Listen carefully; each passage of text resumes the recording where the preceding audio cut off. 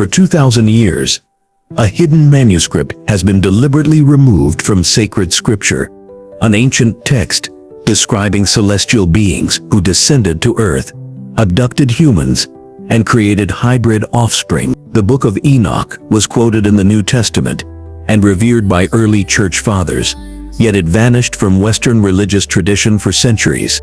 Its rediscovery in Ethiopia came when Scottish explorer James Bruce brought 3 copies back to Europe in 1773, unlocking secrets buried in time. This forgotten text, preserved like a weathered scroll in the mountains of Abyssinia, raises profound questions. What forbidden knowledge does it contain that made it too dangerous to preserve in the Bible? Imagine an ancient text so powerful, so revelatory, that religious authorities deemed it necessary to remove it from public view for nearly 2,000 years. This isn't the plot of a Dan Brown novel.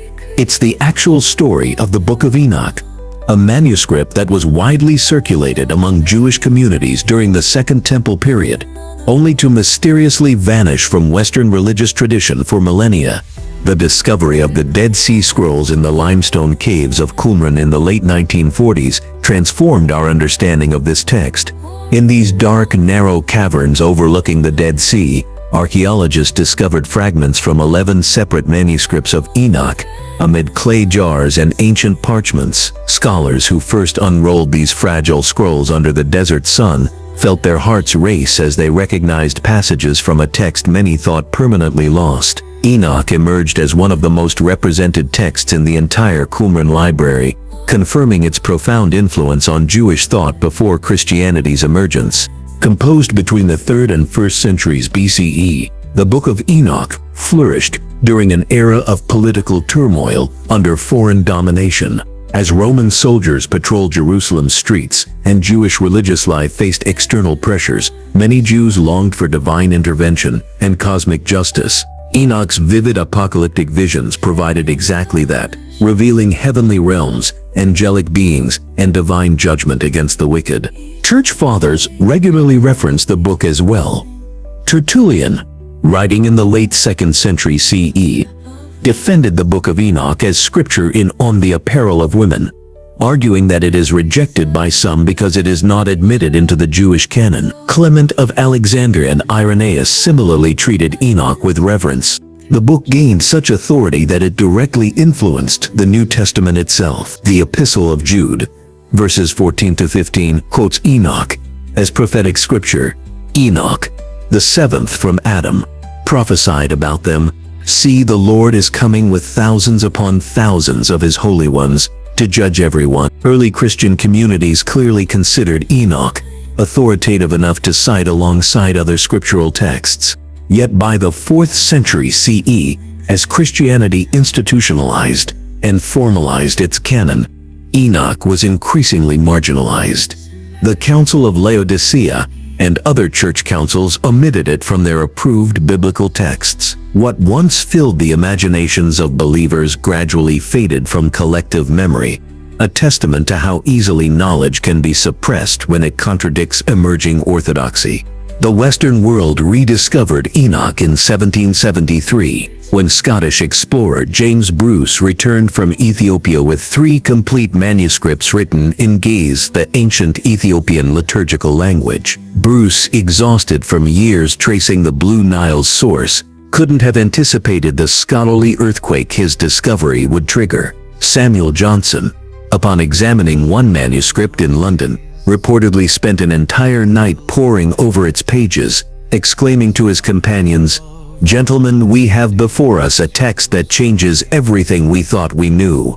Remarkably, while Enoch vanished from Western circulation, it found refuge in Ethiopia, preserved within the Ethiopian Orthodox Tewahedo Church. This ancient Christian tradition maintained Enoch as canonical scripture in their holy book, the Book of Enoch. The neighboring Eritrean Orthodox Church similarly preserved this text. Ethiopia's unique religious development, somewhat isolated from theological battles elsewhere, likely explains this preservation. Ethiopian Christianity embraced distinctive traditions, including the belief that the Ark of the Covenant was brought to their country, This sense of continuity with ancient Israelite practices made them receptive to preserving texts that others rejected. The first English translation appeared in 1821 by Richard Lawrence, a professor of Hebrew at Oxford. As Lawrence labored over the ancient text by candlelight, translating mysterious passages about fallen angels and cosmic visions, he wrote in his journal, "I feel as though I am the first to glimpse a forgotten world, one deliberately hidden from our eyes." The Book of Enoch comprises 5 distinct sections with different theological focuses. The Book of the Watchers describes fallen angels corrupting humanity. The Book of Parables contains messianic prophecies. The astronomical book details celestial movements. The Book of Dreams presents apocalyptic visions. The Epistle of Enoch concludes with moral warnings about the final judgment. This comprehensive apocalyptic worldview challenged later religious developments.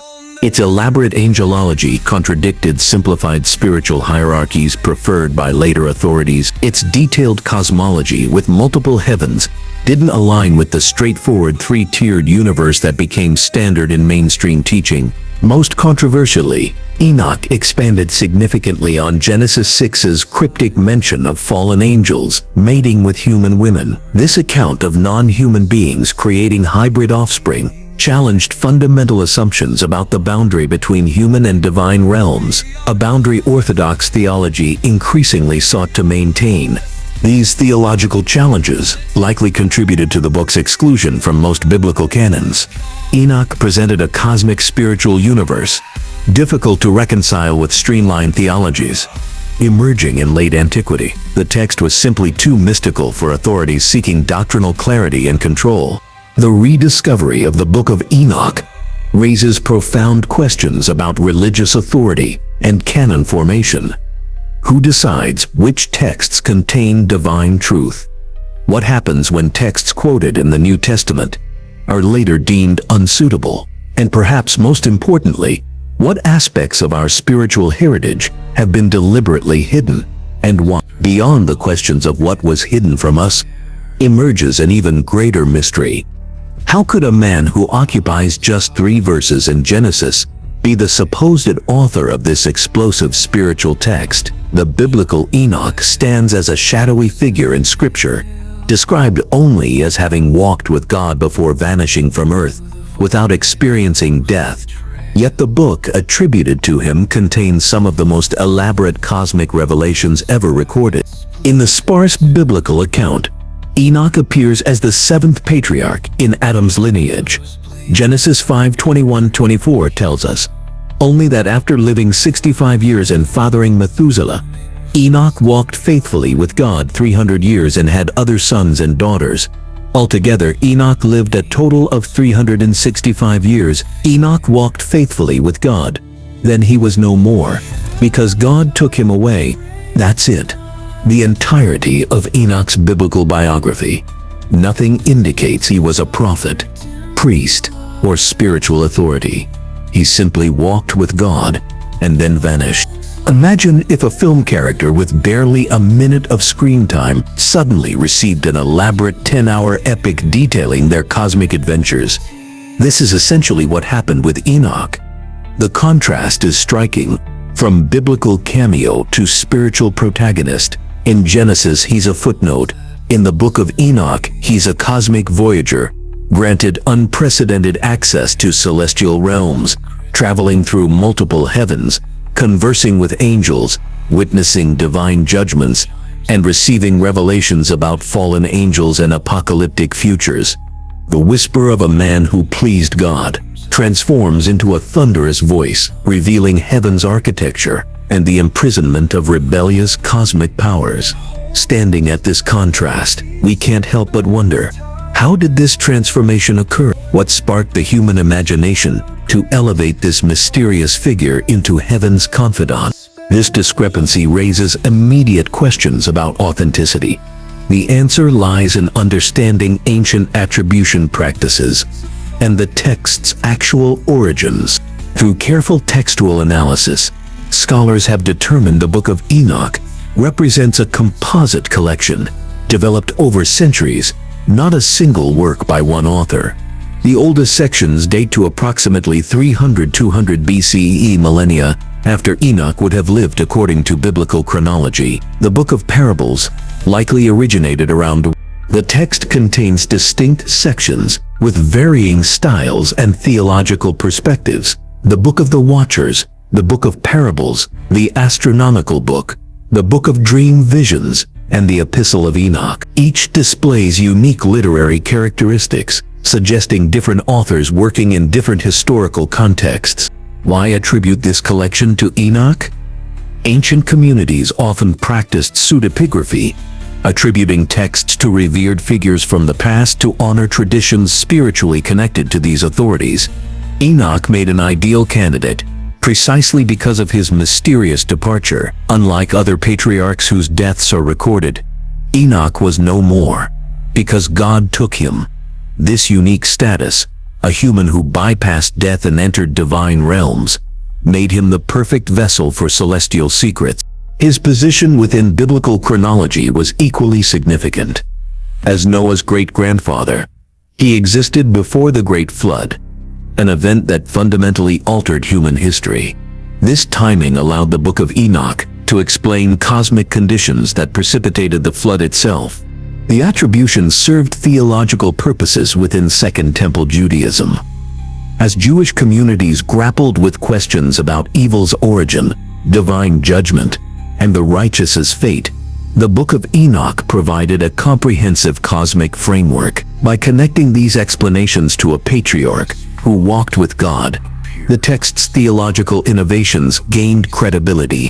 This doesn't mean the Book of Enoch emerged from nothing. Many scholars believe it preserved and expanded upon older oral traditions about Enoch that circulated for generations. These traditions may have included earlier speculations about his heavenly journey, gradually elaborated until achieving written form. The fascination with Enoch crossed multiple faith traditions. His tantalizing biblical mention sparked curiosity in Jewish circles.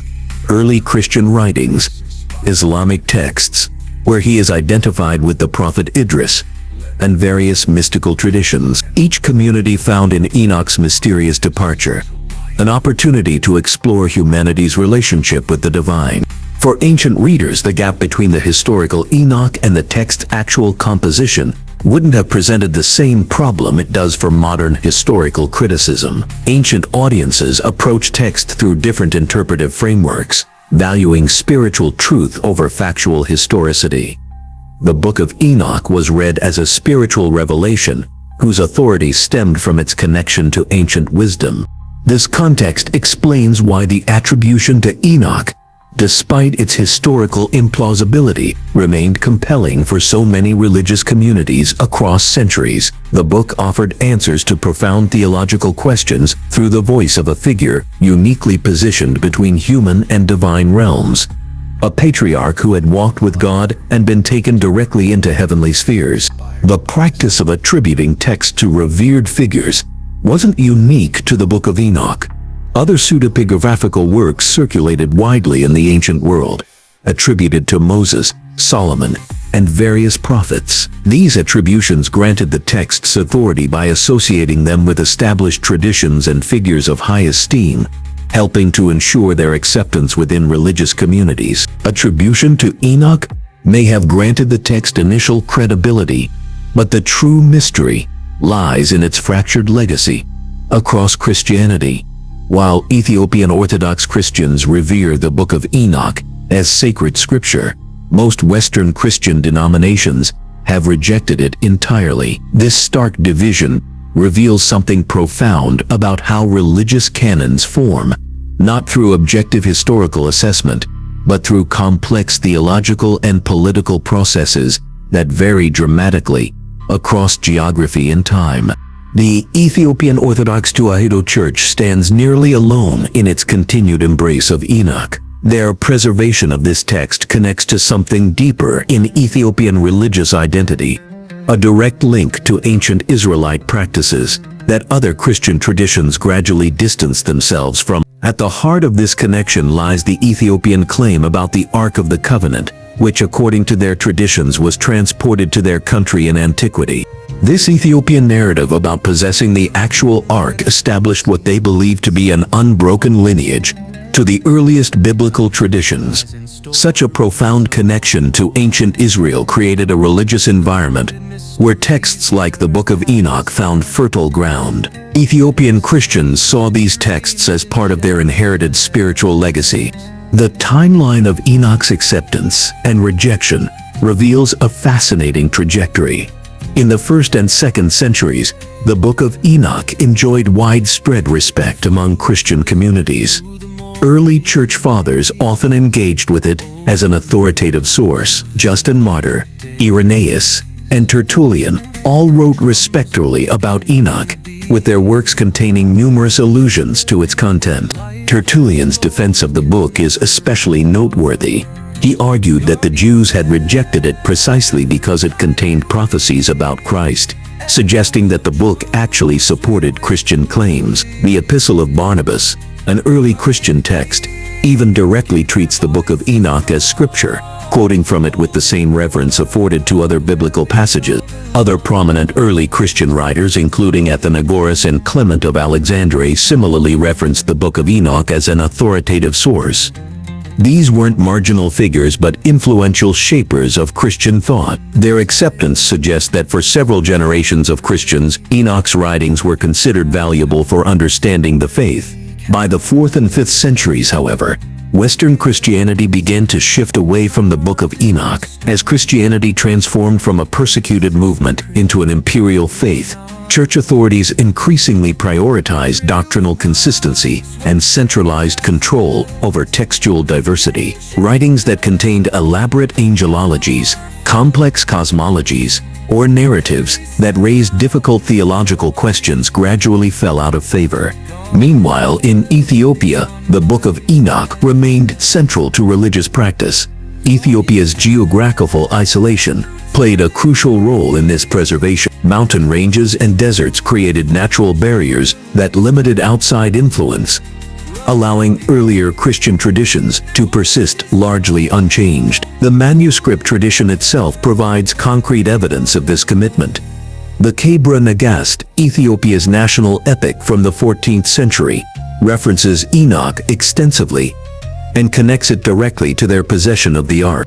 When European explorer James Bruce arrived in Ethiopia in 1773, he could scarcely contain his excitement upon discovering copies of the Book of Enoch, preserved in the Ethiopian language of Ge'ez. After years of arduous travel through North Africa, Bruce found himself face to face with manuscripts of a text long thought lost to the Western world. His hands trembled as he carefully examined the ancient pages, realizing he had rediscovered a work that had influenced early Christianity, but disappeared from Western knowledge for over a millennium. Bruce brought 3 copies back to Europe, setting off a scholarly sensation that would eventually lead to the text translation and wider recognition. The contrast between Ethiopian preservation and Western rejection illuminates how profoundly external factors shaped what became scripture. In Ethiopia, where Christianity maintained stronger connections to its Jewish roots and developed with less imperial interference,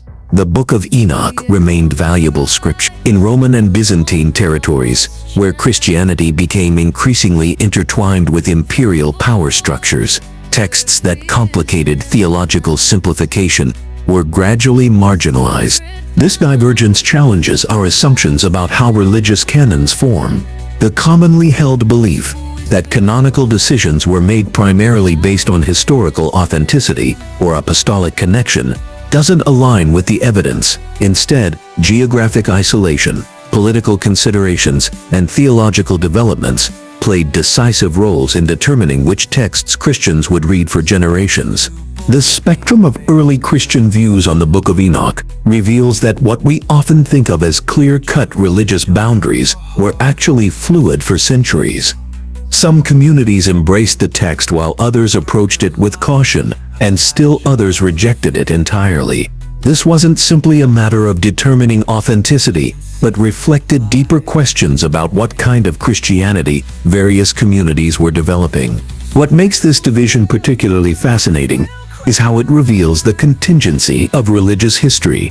Had Christianity's center of gravity remained in regions like Ethiopia rather than shifting to Rome, our modern conception of Christian scripture might look radically different. The texts considered foundational and those deemed apocryphal might have been reversed, with Enoch occupying a central place and perhaps other now canonical texts relegated to the margins. This alternative history highlights how the religious texts that shape billions of lives today reached their current status through historical processes that were neither inevitable nor divinely orchestrated in the way many believers assume. The canon that eventually emerged in Western Christianity was the product of complex human decisions made in specific historical contexts for particular theological and political reasons. Beyond the political maneuverings that determine biblical canon lies a narrative so shocking it defies conventional angelology. The Book of Enoch doesn't merely describe spiritual beings observing humanity from afar. It portrays 200 angels who abandoned heaven, took physical form, and forever altered human history through a forbidden union that produced monstrous offspring. These beings, known as the Watchers or Grigori, represent a radical departure from how we typically understand angels today. Modern religious teachings often present angels as purely spiritual entities, messengers between heaven and earth who lack physical form. But the Book of Enoch challenges this conception entirely. These Watchers were tangible beings who materialized on earth with physical desires and capabilities, shattering the boundary between celestial and terrestrial realms like cosmic trespassers breaking universal law. The text identifies 20 leaders among these fallen angels, with Semyaza, also called Shimyazaz, as their chief. Prominent figures in this celestial rebellion included Arakiel, Kokabil, Tamil, and Azazel, each playing specific roles in what would become a cosmic rebellion. Originally tasked with observing humanity, these angels developed overwhelming desire for human women. This account transforms our understanding of angels from spiritual messengers to beings capable of experiencing lust. According to the Book of Enoch, these Watchers were consumed with passionate desire for human women, a profound theological challenge suggesting celestial beings could succumb to sexual temptation. The rebellion began with a pact. Semyaza, concerned about acting alone, convinced the other Watchers to bind themselves together through a solemn oath. "Let us all swear an oath and bind ourselves by mutual imprecations," he proposed. Their collective decision to abandon their heavenly station culminated in the ultimate transgression, a cosmic boundary violation when they took human wives. This forbidden union produced catastrophic consequences. The offspring weren't ordinary children, but giants known as the Nephilim. The Book of Enoch describes these hybrid beings in terrifying detail.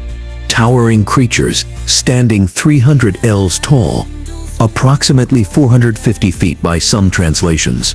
Their enormous size matched their voracious appetites as they consumed all the acquisitions of men, and eventually, when those resources proved insufficient, turned against humanity itself. The text portrays these giants, bringing devastation to Earth, creating chaos and destruction everywhere. Unlike natural disasters or human conflicts, this devastation came from beings that violated the natural order, living abominations born from a cosmic transgression. Readers of Genesis might recognize echoes of this story in the cryptic passage of Genesis 6:1-4. which briefly mentions sons of God taking the daughters of men as wives, resulting in the Nephilim. This brief biblical reference has puzzled scholars for centuries, offering little context. The Book of Enoch expands this narrative into a detailed account explaining both these beings' identities and their actions' catastrophic consequences. This expanded narrative connects directly to the Great Flood. While Genesis attributes the flood primarily to human wickedness, the Book of Enoch suggests a more specific target: the Nephilim and their corruption. The flood served as a cosmic cleansing operation designed to erase evidence of this forbidden union and its monstrous offspring. The theological implications are profound. If angels could materialize physical bodies, mate with humans and produce offspring, then the boundaries between spiritual and physical reality were far more permeable than later religious doctrine would suggest. This challenges fundamental assumptions about angelic nature that developed in both Judaism and Christianity. The Watchers' rebellion extended beyond forbidden sexual unions. According to the text, these fallen angels, particularly Azazel, imparted forbidden knowledge to humanity. Azazel taught men to make swords and knives and shields and breastplates. This technological knowledge extended to luxury items and cosmetics, and made known to them the metals of the earth and the art of working them, and bracelets and ornaments, and the use of antimony, and the beautifying of the eyelids, and all kinds of costly stones, and all coloring tinctures. This portrayal of technological advancement as forbidden knowledge rather than human innovation inverts our modern view of progress. While we celebrate technological development as achievement, the Book of Enoch presents it as corruption. Knowledge humanity wasn't meant to possess, imparted by rebellious angels disrupting divine order. The physical nature of these angels challenges later theological developments. As Judaism and Christianity evolved, angels became increasingly portrayed as purely spiritual beings, without physical form or human desires. The Book of Enoch's depiction of angels experiencing lust, materializing bodies, and reproducing with humans presented a theological problem for later religious authorities. This likely contributed to the Book of Enoch's exclusion from most biblical canons. Its radical angelology contradicted the spiritualized conception of angels that emerged in later theology. God's messengers in later tradition became purely spiritual beings who could temporarily appear human-like but remained fundamentally different from physical creatures. The narrative also introduces a provocative origin story for demons. While later tradition developed complex demonologies, the Book of Enoch suggests demons originated from the disembodied spirits of the Nephilim after their bodies were destroyed in the flood. This creates a direct lineage from fallen angels to giants to demons, explaining evil spirits' origin in a way that later religious traditions would find problematic. The corruption of flesh through angelic interbreeding wasn't the Watchers' only transgression. Imagine a world where human progress itself, our greatest technological breakthroughs and scientific discoveries, represents not achievement but contamination, a spiritual poison delivered directly from the heavens. The Book of Enoch presents a radical alternative to our modern creation myths about human innovation and progress. While contemporary society celebrates technological advancement as the triumph of human ingenuity, this ancient text offers a disturbing counter-narrative. Our most treasured skills and knowledge originated from rebellious celestial beings, deliberately violating cosmic law.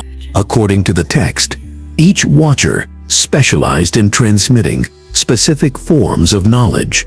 Semjaza, their leader, taught humanity enchantment arts and magical rituals. Armaros instructed humans in counter magic, showing them how to break enchantments. The cosmic sciences were introduced by Barakijal, who taught astrology, while Kokabel revealed the mysteries of constellations. The Watchers shared meteorological knowledge as well. Ezekiel taught about clouds and weather patterns. Ezekiel instructed humans in reading earth signs, early forms of geology and agriculture. Shalsiel taught about the sun, while Suriel explained the moon's phases and movements. This catalog of knowledge was presented as deliberately forbidden wisdom, a systematic corruption, accelerating our development, while undermining our spiritual integrity, a stark contrast to how we view technological innovation today. Think of it as an ancient parallel to modern concerns about classified military technology or AI development. Knowledge too powerful to be freely shared, yet released into the world with unforeseen consequences. The text describes these technological transmissions with remarkable specificity. The metallurgical skills included detailed techniques for working with specific metals, creating sophisticated weapons, ornate jewelry, and cosmetic applications. The ancient text mentions antimony, a metallic element still used in modern electronics, suggesting knowledge far beyond what we typically associate with ancient civilizations. Later in our exploration, we'll examine how this ancient perspective resonates with modern fears about unchecked technological development. This celestial technology transfer creates an intriguing parallel with the Greek myth of Prometheus, who stole fire from the gods for humanity. Both stories feature divine beings who transgressed cosmic boundaries to provide humans with transformative knowledge, subsequently suffering harsh punishment.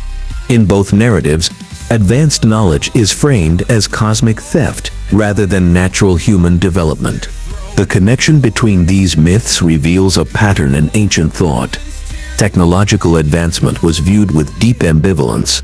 Both narratives suggest humanity's rapid development came through knowledge we weren't meant to possess, challenging our modern faith in progress. The Book of Enoch portrays the consequences of this knowledge transfer as catastrophic. Rather than viewing technological advancement as beneficial, Enoch presents it as spiritually corrupting. These technologies led directly to increased wickedness, violence, and ultimately divine judgment. Through the flood, the forbidden knowledge created a dystopia so corrupt it required complete destruction. The teaching of cosmetics receives particular attention in this narrative. The Book of Enoch specifically mentions the introduction of bracelets, ornaments and techniques for beautifying the eyelids with costly stones and coloring tinctures. This aesthetic knowledge is treated with the same seriousness as weapon making, suggesting the text viewed cultural influences as equally dangerous forms of corruption. This ancient perspective on beauty enhancement challenges contemporary attitudes toward fashion and self-modification. While today we frame such practices as individual expression, the Book of Enoch presents them as spiritually compromising technologies introduced by rebellious celestial beings. This connection between aesthetic modification and moral corruption appears repeatedly throughout religious history. By attributing virtually all technological and cultural advancement to fallen angels, the Book of Enoch presents a creation story for human civilization that fundamentally differs from both secular narratives of natural progress and conventional religious accounts of divinely guided development. This alternative origin story provides a fascinating window into ancient Near Eastern attitudes toward technological advancement. While modern societies view progress as positive, the Book of Enoch presents a worldview where rapid advancement indicated corruption rather than enlightenment. Technological sophistication marked cosmic transgression, a perspective eventually supplanted by more progress-friendly religious interpretations. What makes this narrative subversive is how it connects knowledge itself with spiritual danger. The Watchers taught humans to create, build, and understand the world, with the implication that knowledge itself could be spiritually corrupting. This represented a profound challenge to how societies organize themselves around technological advancement and scientific discovery. The Book of Enoch's skepticism toward technological progress echoes in contemporary critiques of technological solutionism. Just as Enoch suggests celestial knowledge led to catastrophe and divine judgment, modern critics warn that technological advancement without ethical constraints threatens ecological collapse. The ancient text offers a relevant framework for questioning whether all knowledge is beneficial and all progress truly progressive. This narrative of forbidden knowledge also raises questions about human exceptionalism. If our achievements originated from non-human intervention rather than human ingenuity, what does that suggest about our place in the cosmic order? The Book of Enoch challenges the notion that humanity independently developed its defining technologies, suggesting instead that we've been shaped by forces beyond ourselves, a humbling perspective that undercuts triumphalist narratives of human progress. While earthly knowledge flowed downward through the Watchers, another journey unfolds in the opposite direction, upward, through the very architecture of the cosmos. In the Book of Enoch, we encounter the first detailed account of cosmic travel, as the patriarch ascends through multiple celestial realms, guided by angels, witnessing secrets of the universe thousands of years before humans conceived of space exploration. Enoch's cosmic odyssey begins with a dramatic shift in perspective. Rather than remaining earthbound like other biblical figures, he is transported through various heavenly domains, gaining privileged access to celestial knowledge beyond human comprehension. The angel Uriel serves as his primary guide, revealing the actual mechanisms, movements, and cosmic significance of heavenly bodies. The astronomical book, also known as the Book of Heavenly Luminaries, contains remarkably detailed descriptions of celestial phenomena. Under Uriel's tutelage, Enoch receives comprehensive instruction in the laws governing cosmic bodies, the precise movements of the sun through its gates, the waxing and waning of the moon, and the ordered procession of stars. This ancient text articulates a systematic understanding of celestial cycles and relationships that astonishes with its sophistication. Standing at the threshold of these cosmic gateways, Enoch reportedly trembled with awe, overcome by the vastness and precision of creation unfolding before him. His writings convey this mixture of wonder and trepidation as he grasps the enormity of what he witnesses. This astronomical knowledge, though based on a geocentric model common to ancient civilizations, offered insights sophisticated enough that the Dead Sea sect incorporated its lunar calendar into their religious practices. The precision of these celestial observations suggests a level of astronomical understanding that was practically applicable to measuring time and seasons. What distinguished Enoch as a prototype astronaut was the experiential nature of his cosmic journeys.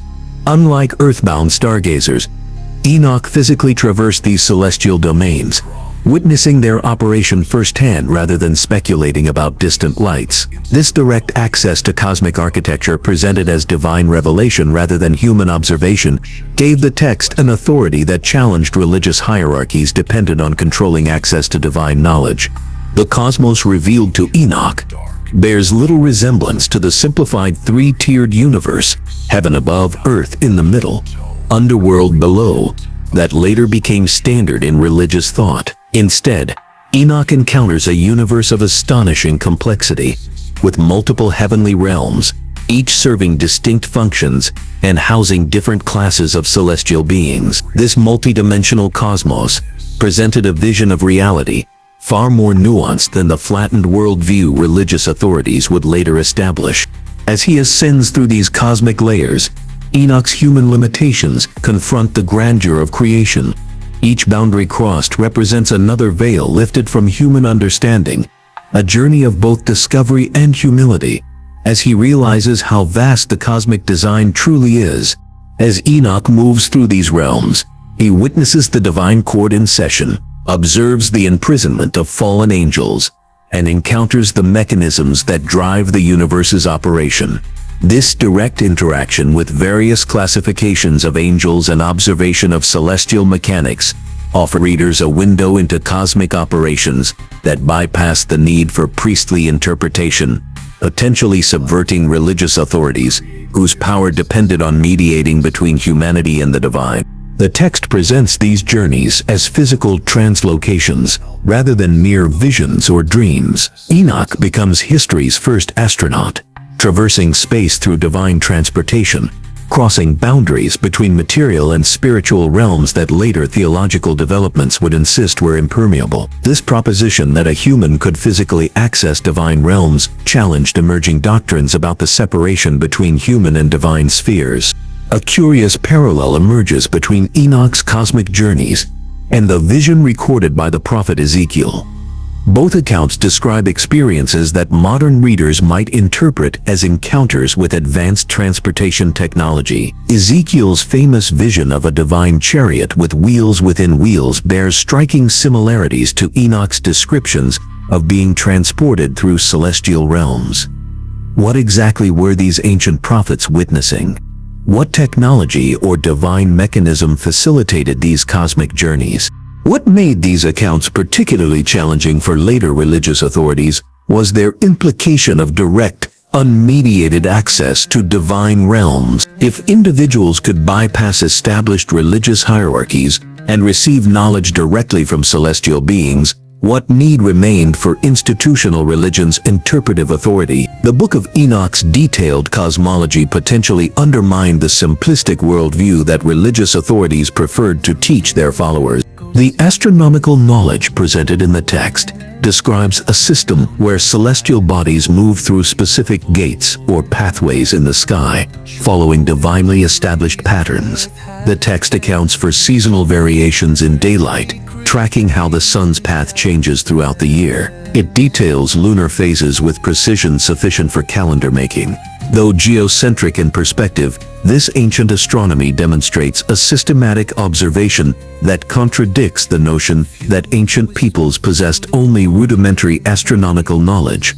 During his cosmic journeys, Enoch witnesses the imprisonment of fallen angels, observing the very watchers who had transgressed being held in cosmic prisons awaiting final judgment. This direct witnessing of divine punishment reinforced the text's authority, while simultaneously introducing a complex angelology that later monotheistic traditions would find problematic. Perhaps most challenging was the text's cosmological complexity, which contradicted the simplified religious worldview that became dominant in later centuries.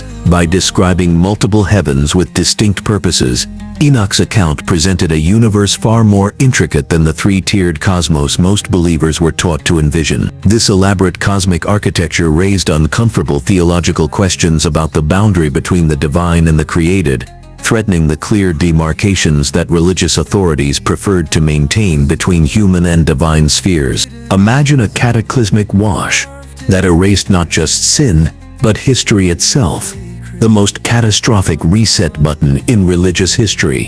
While traditional biblical accounts attribute the Great Flood to human wickedness, the Book of Enoch reveals a more unsettling truth: that the waters were specifically sent to wash away evidence of beings that complicated the very narrative of creation itself. This wasn't simply divine punishment for human sin. It was a targeted cleansing operation with a specific goal to eradicate the physical evidence of the Watchers' influence and their hybrid offspring from the face of the earth. What makes the Enochian flood account so provocative is how it reframes this familiar biblical event. Beyond the simplified moral tale of human wickedness found in Genesis, we find a cosmic drama with multiple players and complex motivations. According to the Book of Enoch, the archangels themselves, Michael, Gabriel, Raphael, and Uriel, approach the throne of God with urgent concerns about the Watchers and their effects on creation. This required a formal appeal from heaven's highest official. The archangels' intervention speaks to the severity of the situation. They were alerting God to an existential threat, beings who had fundamentally altered the intended course of human development. The text describes how Raphael was specifically instructed to bind Azazel, the ringleader among the fallen Watchers. This binding was a physical imprisonment, suggesting these beings had material substance that could be contained. Gabriel received perhaps the most violent commission: to destroy the Nephilim. These were hybrid beings whose very existence threatened the created order. Their physical forms, enormous and powerful, represented living evidence of non-human interference in human genetic development. Their destruction was necessity. From the perspective of cosmic order, Michael's task further emphasizes the physical nature of this intervention. He was commanded to bind Semjaza and his associates, imprisoning them in the valleys of the earth for 70 generations until the final judgment. This geographical specificity, valleys of the earth, places these beings in material reality, not some distant spiritual realm. Their imprisonment suggests they were understood to have material forms that could be physically restrained. What emerges from this account is a flood with a specific target list: corrupt humans and the physical evidence of an alternative history of humanity. The Enochian flood was about erasing the physical traces of beings who challenged the established boundaries between human and divine spheres. This targeted nature of the flood raises profound questions about divine intentions. Could the flood have been specifically designed to eradicate evidence of the Watchers and their offspring?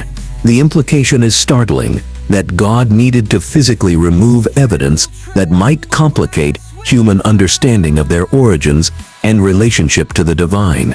The Genesis account presents the flood primarily as a response to human corruption.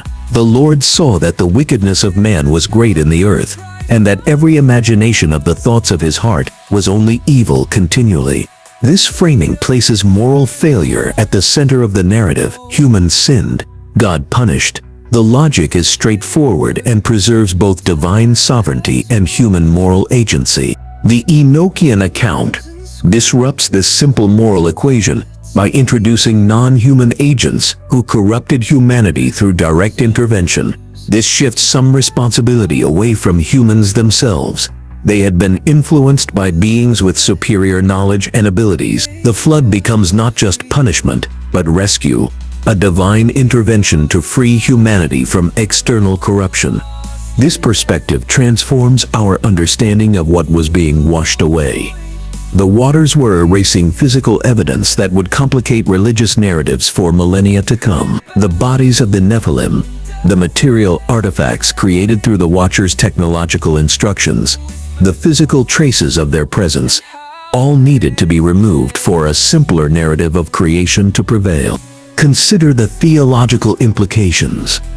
If non-human entities could substantially alter human development, what does this suggest about God's role in creation? The Book of Enoch implies that powerful beings had significant influence over human civilizational development, teaching skills that shape human culture and technology. This challenges the centrality of God in the human story, suggesting a more complex network of influences on human development. Moreover, if these beings produced offspring with humans, what does this imply about the unique status of humanity in creation? The division between human and non-human becomes blurred, raising uncomfortable questions about what it means to be human in the first place. These questions would naturally threaten religious authorities who prefer clear boundaries between categories of beings. The flood becomes, in this reading, divine intervention in the historical record itself, a cosmic cover-up operation designed to simplify the narrative of human origins. By physically removing the evidence of the Watchers and their offspring, the flood enabled a cleaner story of creation to prevail, one with clearer boundaries between human and divine realms. This perspective helps explain why religious authorities might have been uncomfortable with the Book of Enoch. Its flood narrative suggests that the official history of humanity has been edited, that evidence of an alternative human story was deliberately removed from the historical record. This challenges not just specific theological points, but the very authority of those who claim to know and interpret the complete narrative of human origins. The Enochian flood account also connects to ancient traditions worldwide that describe a time when gods or sky beings interacted directly with humans, often producing hybrid offspring. Rather than dismissing these as mere myths, the Book of Enoch suggests they might contain historical memories of actual events so threatening to later religious understandings that they needed to be literally washed away. Beyond the flood narrative lies an even more troubling question. Why would religious authorities reject a text that New Testament writers themselves quoted as prophetic truth? The Book of Enoch contains messianic prophecies that predate Christianity, yet mirror its central figure in ways that threaten to rewrite religious history. This tension becomes immediately apparent in the Epistle of Jude, a canonical New Testament text that directly quotes Enoch as prophetic scripture. In Jude 1:14-15, we find, "And Enoch also, the seventh from Adam, prophesied of these, saying, Behold, the Lord cometh with 10,000s of his saints, to execute judgment upon all, and to convict all that are ungodly among them, of all their ungodly deeds, which they have ungodly committed, and of all their hard speeches which ungodly sinners have spoken against him." This direct quotation reveals something remarkable about early Christian attitudes toward the Book of Enoch. The writer of Jude treats it as authoritative prophecy, explicitly naming Enoch as the prophet and presenting the material as divinely inspired truth. For early Christians encountering Jude's epistle, The Book of Enoch contained legitimate prophetic material. The Book of Parables section of Enoch introduces a revolutionary concept, a messianic figure described with terminology that would later become foundational to Christian theology. These descriptions existed centuries before Christianity emerged. Within these ancient pages, we encounter a divine being called the Son of Man, a title that would later become one of Jesus's primary self-designations in the Gospels. This Son of Man is portrayed as pre-existent, present before creation itself, sitting on the throne of glory during the final judgment. The Book of Parables creates a constellation of designations for this figure, alternatively calling him the Righteous One, the Chosen One, and the Messiah. Each name reinforces the being's divine standing and cosmic significance. These texts introduce the first known use of Son of Man as a definite title in Jewish writings. The concept has a literary lineage, tracing directly back to Enochic literature. This heavenly figure possesses divine attributes while maintaining a distinct identity that influenced early Christian understandings of messianic identity. The Book of Parables elaborates on this Son of Man's role. In the divine order, he will judge both humans and fallen angels. This dual judicial authority positions this messianic figure with power that extends beyond the human realm into cosmic dimensions. The influence extends beyond a single quotation. Biblical scholars have identified numerous conceptual parallels between Enochic literature and New Testament doctrines. The Book of Enoch's fingerprints can be detected in New Testament concepts of the Messiah, demonology, resurrection, and eschatology, foundational theological frameworks that shaped early Christian thought. The Son of Man's role in final judgment mirrors apocalyptic passages in the New Testament. When Jesus speaks of coming in clouds of glory to judge the world, he employs imagery that would have evoked the Son of Man traditions from Enochic literature. The Book of Revelation, with its judgment scenes and cosmic conflict, draws from the symbolic vocabulary established in texts like the Book of Enoch. If messianic concepts central to Christianity were already circulating in Jewish apocalyptic literature centuries before Jesus, we must rethink narratives about Christian theology developing separately from its Jewish context. The Book of Enoch provides a crucial missing link in understanding how messianic expectations evolved from Jewish apocalypticism to early Christian proclamation. This raises the central question: why would religious authorities deliberately exclude a text that early Christians considered prophetically authoritative? As Christianity became distinct from Judaism, church authorities faced pressure to establish clear theological boundaries. The Book of Enoch, with its fluid boundaries between divine and semi-divine beings, complicated developing Trinitarian theology. Early believers wrestled with this tension.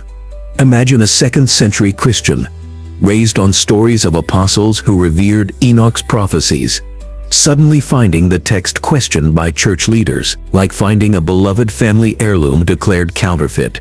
Many struggled with the cognitive dissonance of seeing a text simultaneously quoted in Scripture, yet gradually pushed to the margins. The Book of Enoch's elaborate angelology and its descriptions of the Son of Man existing alongside God created theological tensions as Christian doctrine became more systematized. By excluding Enoch from the canon, church authorities could control the narrative around Christ's nature and relationship to God. The messianic prophecies in Enoch presented a Messiah with attributes that both aligned with and diverged from later Christian formulations. Additionally, the Book of Enoch's cosmic drama involving rebellious angels presented a more complex spiritual hierarchy than the simplified cosmology preferred by ecclesiastical authorities. As Christianity transformed from a persecuted sect into an imperial religion, theological simplification became a tool for maintaining doctrinal control. The process of canon formation wasn't merely about preserving authentic tradition. It equally controlled theological boundaries. By excluding texts like the Book of Enoch, church authorities could shape Christian doctrine without engaging with competing voices from within their own tradition. This approach allowed for a more unified theological narrative, but silenced important early voices. Despite this deliberate exclusion, the Book of Enoch's influence remained embedded within canonical texts. The canonical New Testament validates a text that church authorities later rejected. The Book of Enoch thus occupies a unique position, simultaneously endorsed and excluded by Christian tradition. This tension reveals how religious authorities manage problematic texts. Rather than directly challenging beloved scriptures, it's often easier to remove competing voices from the conversation by excluding the Book of Enoch from the canon. Later church authorities could control how messianic prophecies were interpreted without explicitly refuting texts that early Christians held sacred. The suppression of Enoch's story within religious tradition takes on an even more intriguing dimension when we look beyond Judeo-Christian boundaries. While church authorities worked to exclude the Book of Enoch from religious canon, something even more remarkable was happening. Across the globe, virtually identical narratives about celestial beings breeding with humans appear in Greek, Native American, and African cultures that had no contact with each other. These global parallels suggest we might be dealing with something far more profound than religious mythology. Across ancient Greece, over 100 demigods are named in classical texts, each one born from the union of gods and mortals. The pantheon of Greek gods regularly descended from Mount Olympus to mate with human women, producing heroes and demigods. Hercules, Perseus, and countless other figures in Greek tradition were born from these divine human unions. Like the Nephilim of Enochian lore, these demigods possessed extraordinary abilities and physical attributes that set them apart from ordinary humans. The pattern mirrors the Book of Enoch's account with striking precision. Beings from above coming down, interbreeding with humans, and producing exceptional offspring who influence human affairs. These Greek myths explore identical themes of divine beings interacting with humanity, the consequences of such unions, and the creation of hybrid offspring. The consistency across cultural contexts forms one tile in a vast mosaic of similar narratives spanning continents. Similarly, on the other side of the world, Native American traditions offer another compelling parallel. In the oral histories of at least 34 different tribes, stories of star people descending from the sky and interbreeding with humans have been preserved for generations. These celestial visitors are described as bringing knowledge and producing children with special abilities or characteristics, a narrative that follows the same essential structure as the Enochian account of watchers imparting forbidden knowledge and producing the Nephilim. The geographic separation and lack of contact between these civilizations before recent centuries makes the similarity in their narratives all the more remarkable. Without cultural exchange to explain these parallels, we're left with more profound possibilities about their origin. Moving across the Atlantic, African traditions provide yet another independent confirmation of this global pattern. The Mamiwata stories, spanning over 20 countries along the western seaboard of Africa and into the Caribbean, describe non-human entities interacting with and sometimes breeding with humans. These beings are often depicted as having aquatic characteristics, yet the core narrative elements remain consistent: abductions, interbreeding, and the transfer of specialized knowledge from non-human entities to human. This pattern becomes even more compelling when we consider the Babylonian mythology of the Apkallu, described by the Greek priest Berossus in the 3rd century BCE. These beings were portrayed as part human and part aquatic. According to the tradition, they played a crucial role in nurturing early humanity by providing our ancestors with the fundamental tools of civilization: writing, mathematics, and various crafts. The parallel to the Watcher's transmission of knowledge in the Book of Enoch is unmistakable. The Mamiwata tradition shares remarkable similarities with the Babylonian Apkallu mythology, as both feature entities that are part human and part aquatic interacting with humanity. This recurrence of similar entities across diverse cultures adds another vibrant tile to our global mosaic of parallel accounts. Even Carl Sagan recognized the potential significance of these parallel accounts.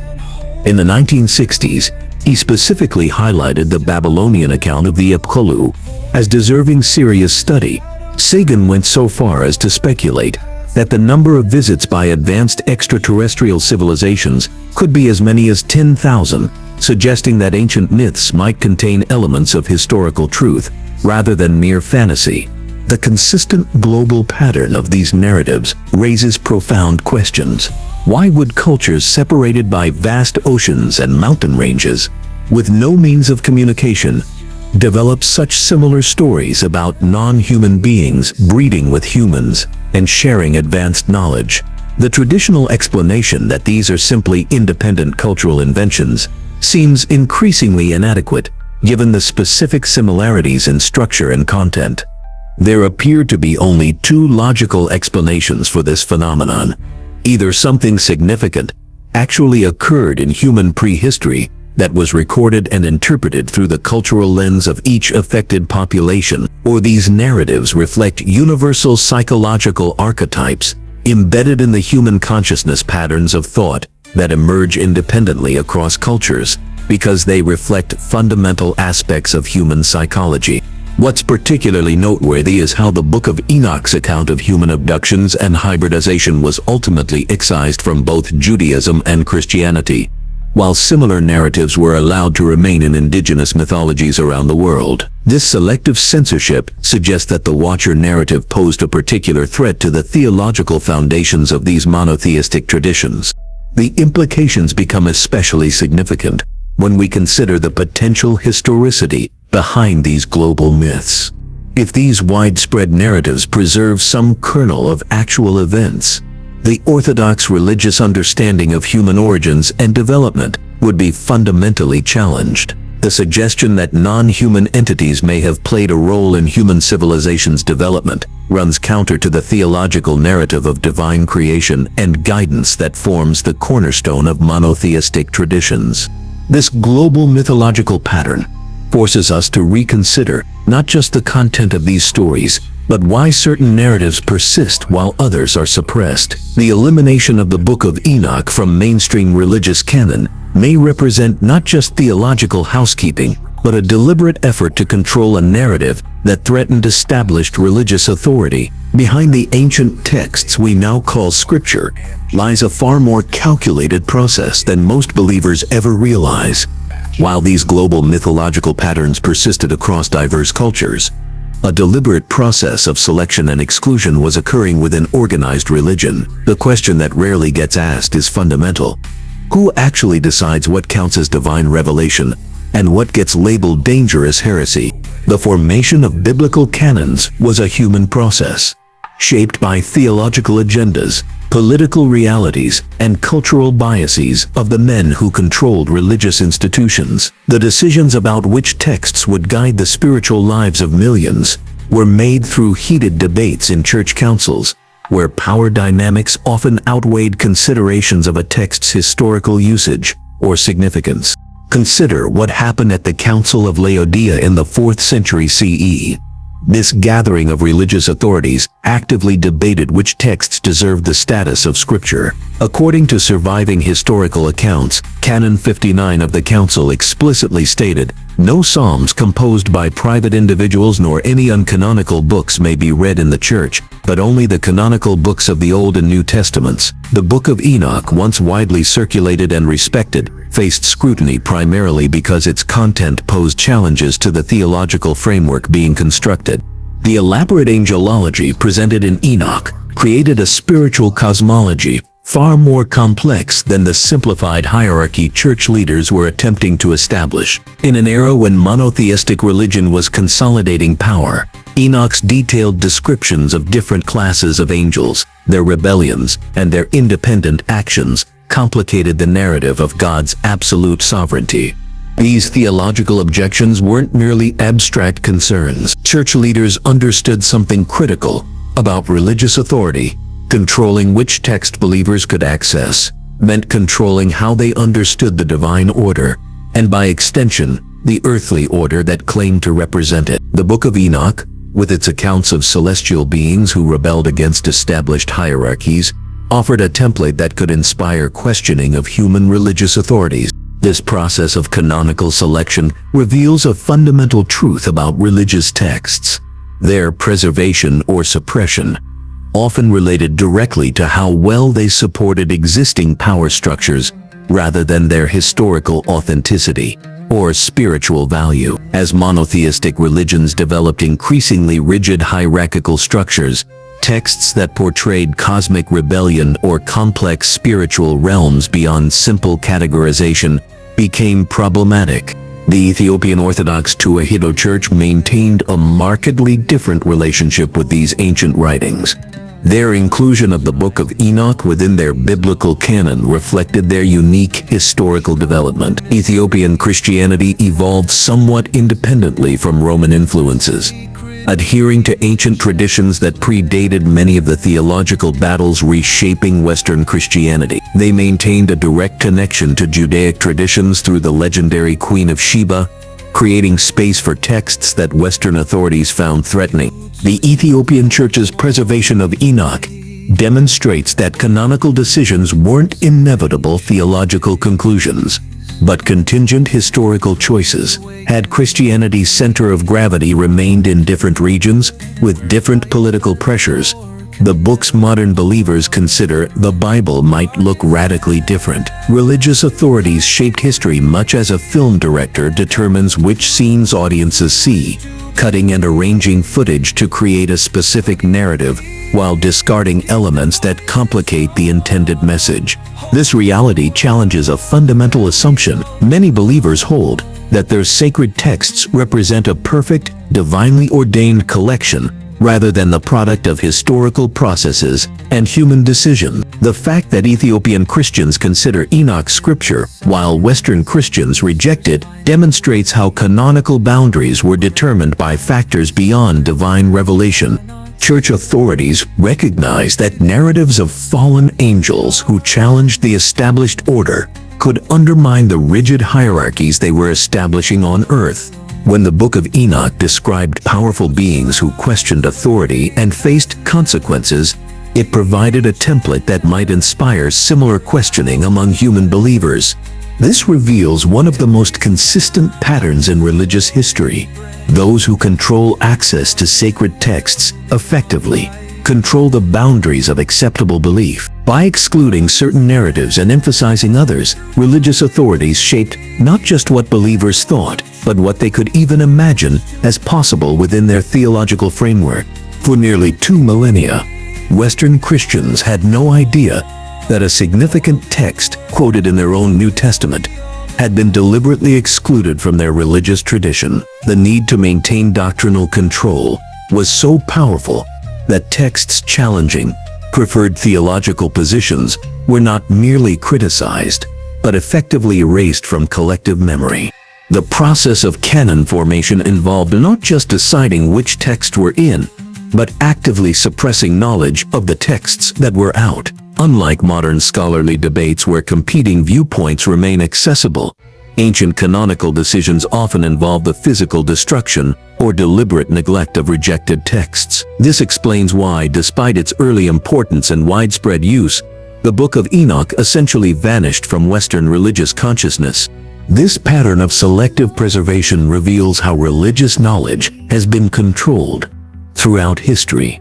The boundaries of acceptable belief were defined not only by positive statements of doctrine, but by the active suppression of alternative viewpoints. By removing certain texts from circulation, religious authorities created the impression that their theological framework was the only one that had ever existed. The rediscovery of the Book of Enoch forces us to reconsider not just its specific content, but the entire process by which religious authorities have determined what knowledge is accessible to believers. It raises uncomfortable questions about who benefits from controlling access to religious texts and whose interests are served when certain narratives are emphasized while others are suppressed. The rediscovery of the Book of Enoch invites us to question the mechanisms that determine what knowledge becomes accessible. This ancient text, excluded from Jewish and Christian canons, yet preserved by the Ethiopian Orthodox Church, reveals the power dynamics that have shaped our spiritual understanding for millennia. When religious authorities determine which texts deserve preservation or suppression, they control narrative itself. The Book of Enoch's journey from prominence to obscurity to rediscovery reminds us that our spiritual inheritance has been curated by those defining orthodoxy. Will you peel back these layers of time to reveal this forbidden legacy? The true revolution lies in challenging authority itself. The echoes shake the blackened sky. Forbidden knowledge, price untold. The weight of it turns hearts to gold. Through the chambers, time has won. Crimson scripts and what